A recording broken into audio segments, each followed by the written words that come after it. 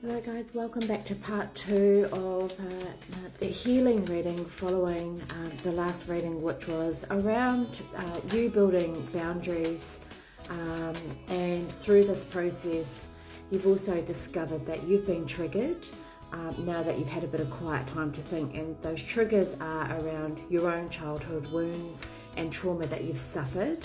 And so what's happened is that these unhealed parts of yourself that you haven't sort of taken the time out that the time and respect that it deserves and needs to fix these unhealed parts of yourself. So what's happened is you have found people throughout your life, and it's kind of like you've done a copy and paste across your life, and they have triggered these unhealed and wounded parts of self. So we're going to focus on that as this reading, and how do you heal through that so that the next time you find yourself in a relationship or getting to know someone and, wanting to commit to another person and give your heart to them, that you come in as a whole person, and also so that you're not copying and pasting the last few people that you've had in your life into this new person. Okay, so you will come into this relationship as a whole person, but you'll also attract someone who's done the healing work, and who is also quite well put together. And so therefore you'll be on the same journey, and both quite similar in terms of the work that you've done on yourselves. So what is it that our collective need to know around this healing journey, please? So we've got create space. That's very fitting with the last reading, because it was around putting up boundaries so that you could actually make room, open up, and create space for yourself to allow this new energy in for you to heal. Okay. Boundaries. Boundaries has come up again. Okay, so there's a strong focus and need for you to have boundaries. Nourish. Omen. And cleanse. All right. So, like I said, let's just do these two cards, okay? So you've put your boundaries up in order for you to create space to allow this new energy to come in and to release what it is that no longer serves you, okay? And then to invite this new energy in and create that room and that space for what truly aligns with your heart, your soul, your mind, and being fully aligned with yourself, okay? And boundaries, well, we know what that is. You've already put this up, but let's talk to this anyway. This is about having that internal set of guidelines for yourself, okay? With this person, the great thing is, although there was a lot of shit that went down between you both, that person helped you to hit that threshold, and force you to put up that boundary and put up that guard, so that you could guard your energy, guard that peace. Okay, so it's also a time where you're invited to come in and release any sort of delusional beliefs. That's you setting this boundary,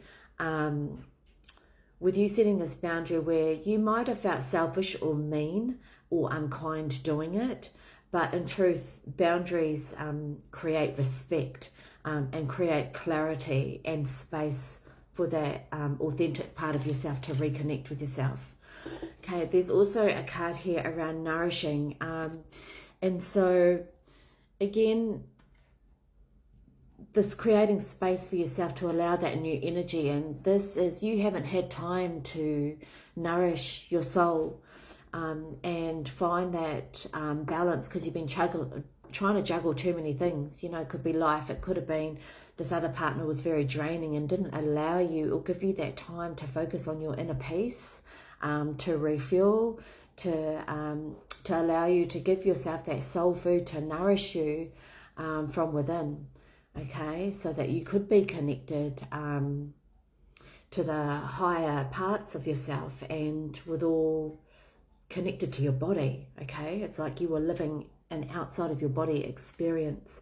So this talks about going back to nourishing and doing all that it is and all that you need to fuel up. Okay, think of a car when it's on E and the light pops up. You know, you're not going to keep driving around on when that light pops up. That's like our signal, our alarm to say, hey, it's time to top up your car or you're going to burn out and break down somewhere. It's the same for you. If you don't do that nourishing part, then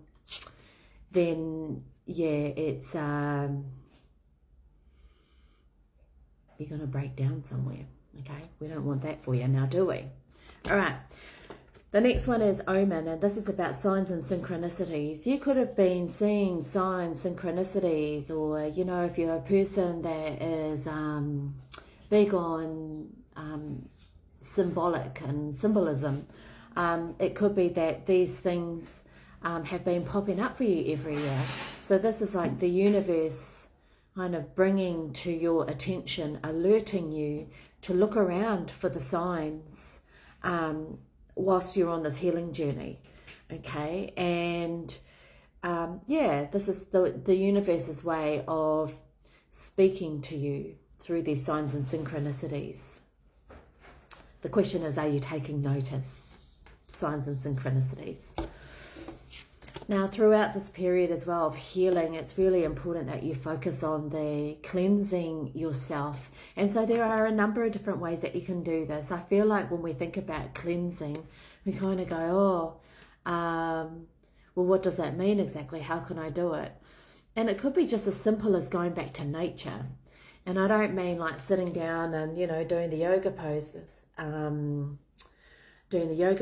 I'm talking about sitting down, you know, it could be like if yoga's your thing, then absolutely go for it. And you're lucky if it is, because I have to get into the certain frame of mind to be able to, you know, like really feel the benefits of yoga. Like it's such a mental thing for me. I'd rather go for a run.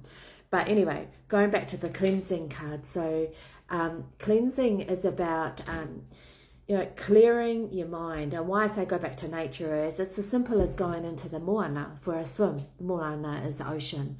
So I live in Sydney and I love to go to the beach, and I think of it as not just a fun thing that I do with my daughter, but when I am in the salt water, I feel like it is cleansing my body, like the outer layers, and internally when, you know, like I open my eyes up in the water and the water is absorbed by my eyes and going into my system.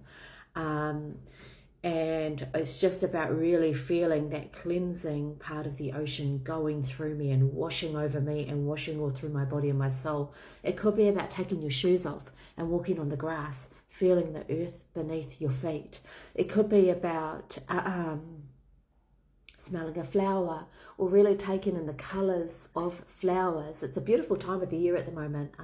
We're seeing probably the last of it now, but the blossom trees and the jacaranda trees. Now there's something healing about when you stare and gaze deeply at a flower and the colours. The colours, it's called colour therapy. The colours can be very healing. So there's a lot that you can do with nature to help you cleanse yourself, okay? Or it could be just as simple as when you hop in the shower, because water is very healing and water is very sacred.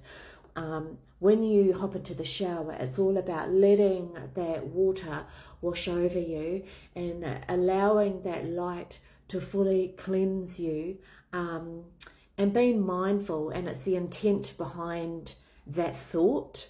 It's not just about, yeah, I'm going to get into the shower or in the bath to have a wash. It's about picturing the white light that's coming down over you to do an energetic cleanse.